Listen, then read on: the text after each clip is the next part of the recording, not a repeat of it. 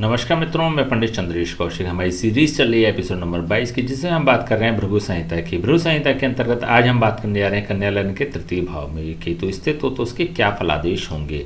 प्रथम भाव में 6 नंबर का मतलब होता है कन्या लग्न, और कन्या लग्न में जब कभी केतु तृतीय स्थान में स्थित हो जाता है तो सामान्यतः नकारात्मक ही फलों को प्रदान करने वाला ग्रह बन जाता है। देखिए, इससे पूर्व की सीरीज में मीन्स की एपिसोड नंबर 21 की सीरीज में हमने राहु की भी चर्चा करी थी। राहु और केतु के सिद्धांतों के बारे में उसमें विस्तार से आपको 144 वीडियोस में समझाया था। कन्या लग्न के विभिन्न भावों में भी राहु की स्थिति पर हमने 12 वीडियो तैयार किए थे। उन सभी वीडियो में हमने आपको राहु और केतु दोनों के ही सिद्धांतों के बारे में बताया था। तो इस वाली सीरीज में हम केतु के सिद्धांत की बात नहीं करेंगे, क्योंकि दोनों के ही सिद्धांत एक ही होते हैं। यहाँ पर केवल और केवल हम फलादेशों पर ही चर्चा करेंगे। देखिए, राहु और केतु 3 प्रकार से अपने फलों को प्रदान करते हैं। पहला तो ये जिस भाव में स्थित होते हैं उस भाव के अनुसार फलों को प्रदान करते हैं। दूसरा, जिस राशि पर स्थित होते हैं उस राशिपति के अनुसार अपने फलों को प्रदान करते हैं। और तीसरा, केतु के साथ यहाँ पर कोई अन्य ग्रह युति संबंध बनाकर बैठ जाता है तो फिर केतु उसके भी फलों को प्रदान करने वाला यहाँ पर हो जाएगा। चलिए एक एक करके बात कर लेते हैं।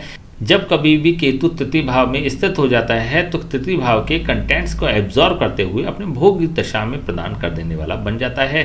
तृतीय भाव होता है मेहनत का, परिश्रम का, पुरुषार्थ का और संघर्ष का। व्यक्ति की मेहनत, परिश्रम, पुरुषार्थ और संघर्ष को बढ़ा देने वाला ऐसा केतु हो जाता है। देखिए, आउटपुट आएंगे या नहीं आएंगे that is a other thing, लेकिन यहाँ पर मेहनत, परिश्रम, पुरुषार्थ और संघर्ष अवश्य ही बढ़ जाएगा। अत्यधिक मेहनत करने के पश्चात ही ऐसे लोगों को फलों की प्राप्ति हो सकती है। दूसरी स्थिति यह है कि केतु जिस राशि पर स्थित हो रहा है उसका अधिपति, इट मीन्स कि यहाँ पर वृश्चिक राशि का अधिपति होता है मंगल। मंगल कुंडली में जैसा भी स्थित होगा वैसे ही केतु अपने फलों को प्रदान करने वाला बन जाता है। मान लीजिए प्रथम भाव में मंगल स्थित हो जाता है तो प्रथम भाव होता है कुंडली का सर्वोत्तम भाव। इट मीन्स कि त्रिकोण भाव भी प्रथम भाव होता है और केंद्र भाव भी प्रथम भाव ही होता है। ऐसी स्थिति में अत्यंत शुभ भाव में जब कभी भी मंगल स्थित हो जाता है, लेकिन 2 नकारात्मक भावों का स्वामी होकर स्थित हो जाता है, तो ऐसी स्थिति में मंगल अपनी भोग दशा के दौरान तो अत्यधिक नकारात्मक फलों को प्रदान करेगा, लेकिन केतु अपनी भोग दशा के दौरान अत्यधिक शुभ फलों को प्रदान करने वाला यहाँ पर बन जाएगा। व्यक्ति की मान, सम्मान और प्रतिष्ठा को बढ़ा देने वाला ऐसा केतु अपनी भोग दशा के दौरान हो जाता है। व्यक्ति को उच्च उपलब्धियां प्रदान कर देने वाला केतु अपनी भोग दशा के दौरान हो जाता है, लेकिन ऐसे लोगों को अत्यधिक मेहनत अवश्य ही करनी पड़ती है। यदि द्वितीय भाव में ऐसा मंगल स्थित हो जाता है तो ऐसी स्थिति में व्यक्ति को कुछ मारक के फलों को प्रदान करने वाला यहाँ पर हो जाएगा, क्योंकि यहाँ पर द्वितीय भाव तृतीय भाव का आपस में संबंध बन रहा है। इट मीन्स की मारक भाव मृत्यु भाव का आपस में संबंध बन रहा है। तो ऐसी स्थिति में केतु अपनी भोग दशा के दौरान व्यक्ति को अत्यधिक नकारात्मक फलों को प्रदान कर देने वाला हो जाएगा। आर्थिक, शारीरिक और मानसिक रूप से कष्ट प्रदान कर देने वाला भी बन जाता है, लेकिन इसी के साथ धन की उपलब्धता को सुनिश्चित करने वाला भी बन जाएगा। यदि तृतीय भाव में स्वग्रही होकर मंगल स्थित हो जाता है तो ऐसी स्थिति में व्यक्ति की मेहनत, परिश्रम और पुरुषार्थ को ऐसा केतु बढ़ा देने वाला अपनी भोग दशा में हो जाता है। यदि चतुर्थ भाव में ऐसा मंगल स्थित हो जाता है तो ऐसी स्थिति में अत्यंत मेहनत, परिश्रम, पुरुषार्थ और संघर्ष करने के पश्चात ऐसे लोगों को सांसारिक भोग उपलब्ध हो जाते हैं। इट मीन्स कि वाहन, भूमि और भवन को उपलब्ध कराने वाला ऐसा केतु अपनी भोग दशा के दौरान हो जाता है। पंचम भाव में उच्च का होकर मंगल स्थित हो जाता है तो ऐसी स्थिति में व्यक्ति को अत्यधिक मेहनत करने के पश्चात मान, सम्मान और प्रतिष्ठा को प्रदान कर देने वाला बन जाता है। पद का लाभ प्रदान कर देने वाला भी बन जाता है। इसी के साथ ऐसे लोगों की महत्वाकांक्षाओं को पूर्ण करने वाला भी बन जाता है। ऐसे लोगों को एक अत्यंत प्रतिभाशाली संतान भी प्रदान करने वाला ऐसा केतु अपनी भोग दशा के दौरान हो जाएगा। केतु की भोग दशा के दौरान व्यक्ति की संतान होने की संभावनाएं भी यहाँ पर बढ़ जाती हैं। केतु की भोग दशा के दौरान व्यक्ति को उच्च पद की प्राप्ति हो सकती है। तो इस प्रकार की स्थितियों को और संभावनाओं को यह प्रदर्शित कर देने वाला बन जाता है। यदि षष्ठम भाव में, इट मीन्स कि छठे भाव में मंगल स्थित हो जाता है तो ऐसी स्थिति में व्यक्ति की विटैलिटी और इम्यूनिटी को डाउन कर देने वाला ऐसा केतु अपनी भोग दशा के दौरान हो जाएगा। ऐसे लोगों को रोग, ऋण और शत्रु प्रदान कर देने वाला बन जाता है। बहुत मेहनत करने के पश्चात ऐसे लोग अपनी परिस्थितियों से उबर कर आगे नहीं बढ़ पाते हैं। यदि सप्तम भाव में ऐसा मंगल स्थित हो जाता है तो व्यक्ति को अपने दाम्पत्य जीवन में सुख प्रदान कर देने वाला ऐसा केतु अपनी भोग दशा में हो जाएगा। यदि सप्तम भाव में ऐसा मंगल स्थित हो जाता है तो ऐसी स्थिति में व्यक्ति के वैवाहिक जीवन को असंतुलित कर देने वाला ऐसा केतु अपनी भोग दशा के दौरान हो जाता है। सप्तम भाव होता है विवाह का, जीवन साथी का, दाम्पत्य सुख का। व्यक्ति की विवाह, जीवन साथी और दाम्पत्य सुख से संबंधित पीड़ाएं प्रदान कर देने वाला ऐसा केतु अपनी भोग दशा के दौरान हो जाएगा।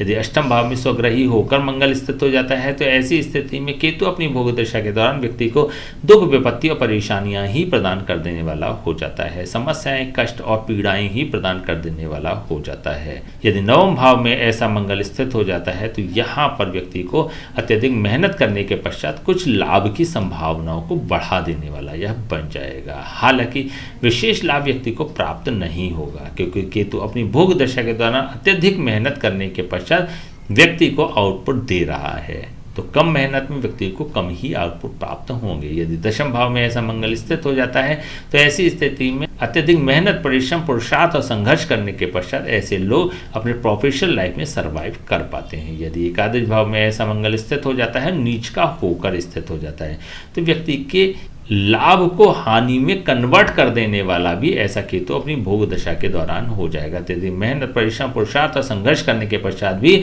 ऐसे लोगों को लाभ की संभावनाएं नगण्य ही बनी रहती है।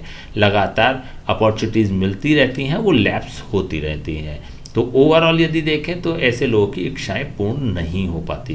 यदि द्वादश भाव में ऐसा मंगल स्थित हो जाता है तो बाहरी स्थानों से व्यक्ति को लाभ कराने वाला ऐसा मंगल हो जाएगा। अपनी भोग दशा के दौरान ऐसा केतु बाहरी स्थानों पर व्यक्ति के संबंधों को डेवलप कर सकता है और लाभान्वित कर सकता है। अब इसकी तीसरी अवस्था की हम बात कर लेते हैं। केतु के साथ यहाँ पर कोई अन्य ग्रह युति संबंध बनाकर बैठ जाता है। तो यदि हम बात करें सूर्य की, यदि सूर्य बैठ जाता है तो सूर्य यहाँ पर द्वादश भाव का स्वामी हो रहा है। जब तृतीय भाव में यह स्थित हो जाएगा तो अत्यधिक मेहनत, परिश्रम, पुरुषार्थ और संघर्ष करने के पश्चात व्यक्ति को बाहरी स्थानों से लाभान्वित करने वाला ऐसा सूर्य हो जाता है। यदि ऐसे लोग अपने स्थान पर रहकर कार्य करते हैं तो लाभान्वित नहीं होते हैं, लेकिन यदि अपने शहर से बाहर, अपने प्रदेश से बाहर, तो अपने देश से बाहर जाकर व्यक्ति काम करता है तो अत्यधिक मेहनत करने के पश्चात उच्च सफलता को प्राप्त करने वाला भी हो जाएगा। यदि चंद्रमा स्थित हो जाता है तो चंद्रमा जब कभी भी तृतीय भाव में केतु के साथ स्थित हो जाएगा तो यहाँ पर नीच की स्थिति को प्राप्त हो जाता है। और चंद्रमा नीच का होकर तृतीय भाव में केतु के साथ स्थित होगा, इट मीन्स कि चंद्र ग्रहण का निर्माण करते हुए स्थित हो जाता है तो व्यक्ति को विध्वंसकारी परिणाम भी प्रदान करने वाला हो जाएगा। स्ट्रेस, टेंशन, एंजाइटी प्रदान करने वाला हो जाता है, डिप्रेशन की स्थिति प्रदान कर देने वाला हो जाता है। ऐसा केतु व्यक्ति के लिए सुसाइड तक की नौबत को ला सकता है। तो इस प्रकार की संभावनाएं भी बन सकती हैं। तो यहाँ पर तृतीय भाव में चंद्रमा की स्थिति अत्यंत नकारात्मक हो जाती है। यदि मंगल स्थित हो जाता है, स्वग्रही होकर स्थित हो जाता है और अष्टम भाव का स्वामी होकर स्थित हो जाता है, तब भी यह कुछ सकारात्मक फलों को प्रदान नहीं कर पाता। केतु भी अपनी भोग दशा के दौरान व्यक्ति को अत्यधिक मेहनत, परिश्रम, पुरुषार्थ करने के पश्चात भी दुख ही प्रदान कर देने वाला होगा। यदि बुध स्थित हो जाता है, बुध यहाँ पर लग्नेश हो रहा है, ऐसे लोगों को अत्यधिक जिद्दी बना देता है, अत्यधिक स्वाभिमानी भी बना देता है। ऐसे लोग अत्यंत मेहनत, परिश्रम, पुरुषार्थ करने के पश्चात उच्च सफलता को प्राप्त करने वाले हो जाते हैं। अपने प्रोफेशन को भी वेल सेटल्ड करने वाले ऐसे लोग बन जाते हैं, क्योंकि दशम भाव का भी स्वामी यहाँ पर बुध ही हो रहा है।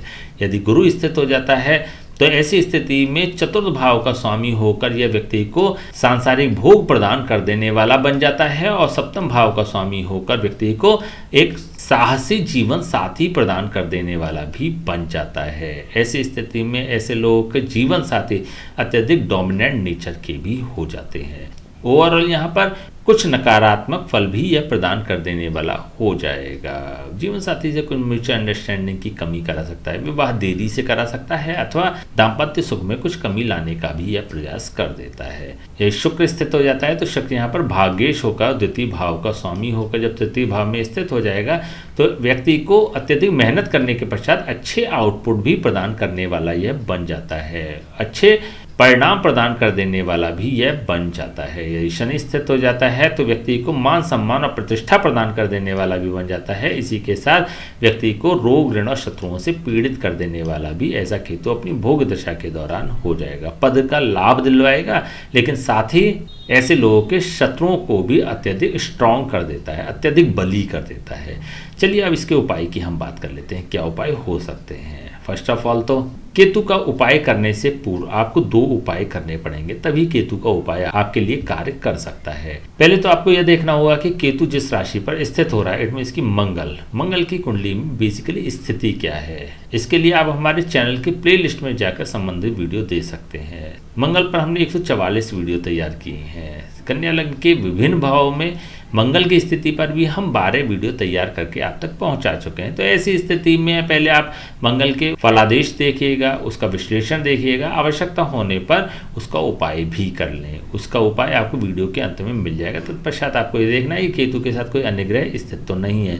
यदि कोई अन्य ग्रह स्थित होता है तो वो वीडियो भी आप हमारे चैनल की प्लेलिस्ट में जाकर देख सकते हैं। बेसिकली सूर्य से लेकर राहु तक प्रत्येक ग्रह पर हमने 144 वीडियो तैयार करके आप तक पहुँचाए हैं। तो संबंधित वीडियो को देखिएगा, उसी वीडियो के अंत में आपको उपाय भी मिल जाएंगे। आवश्यकता होने पर वो उपाय भी कर लें। तत्पश्चात ही आपको केतु का उपाय करना चाहिए। केतु के लिए बुधवार से प्रारंभ करें। अपनी थाली में से एक रोटी निकालकर अलग रख दें, भोजन करने के पश्चात कुत्ते को प्रदान कर दें। यदि ऐसा आप लगातार करते हैं, प्रतिदिन करते हैं, तो फिर केतु आपके लिए सकारात्मक फलों को प्रदान कर देने वाला बन जाएगा। ठीक है, तो चलिए आज हमने बात करी कन्या लग्न के तृतीय भाव में ये केतु स्थित हो तो उसके क्या फलादेश होंगे। नेक्स्ट वीडियो हम बात करेंगे कन्या लग्न के चतुर्थ भाव में ये केतु स्थित हो तो उसके क्या फलादेश होंगे। तब तक के लिए हमें आज्ञा दीजिए। नमस्कार।